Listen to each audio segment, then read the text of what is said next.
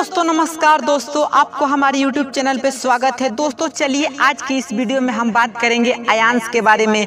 दोस्तों बताएंगे आपको अयांश का घर कहाँ है और आपको अयांश का घर दिखाएंगे।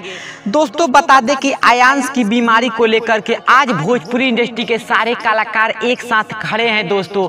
और सारे कलाकार ही नहीं दोस्तों, बिहार का हर लोग हर इंसान मदद करना चाहता है आज अयांश को, और चाहता है कि अयांश को नई जिंदगी मिले।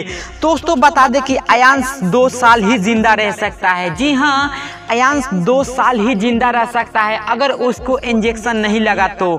दोस्तों उसका इंजेक्शन आपको पता ही होगा कि 16 करोड़ का उसको इंजेक्शन की ज़रूरत है। वहीं दोस्तों आज की इस वीडियो में हम बताएंगे अयांश का घर कहाँ है और उसके माता पिता को दिखाएंगे और उनका नाम बताएंगे दोस्तों।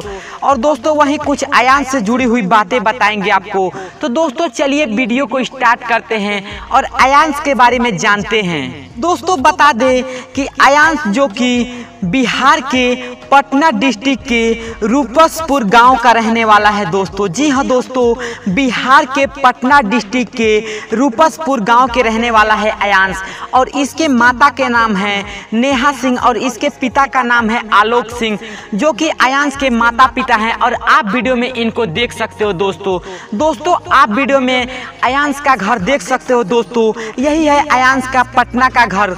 तो दोस्तों चलिए अब बात करते हैं अयांश को मदद को लेकर के। तो दोस्तों मैं आपको बता दूं कि अयांश को हर कोई मदद कर रहा है दोस्तों आपने भोजपुरी इंडस्ट्री में देखा ही होगा, सब कलाकार अपने तरफ से मदद कर रहे हैं।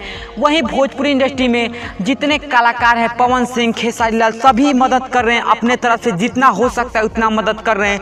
वहीं अयांश के पिताजी ने प्रधानमंत्री को भी खत लिखा है दोस्तों, और अयांश के लिए इलाज के लिए उनसे भी मदद की गुहार लगाई है।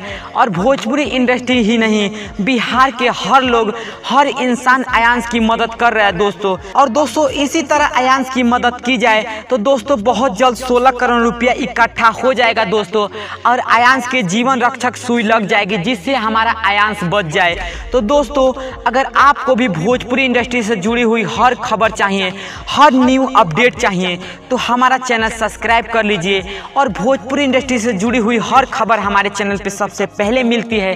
तो भोजपुरी इंडस्ट्री से जुड़ी खबर के लिए हमारे चैनल सब्सक्राइब करके बेल आइकन पर क्लिक कर दीजिए, ताकि हर वीडियो का नोटिफिकेशन सबसे पहले आप तक पहुंच सके। जय हिंद, जय भोजपुरी समाज।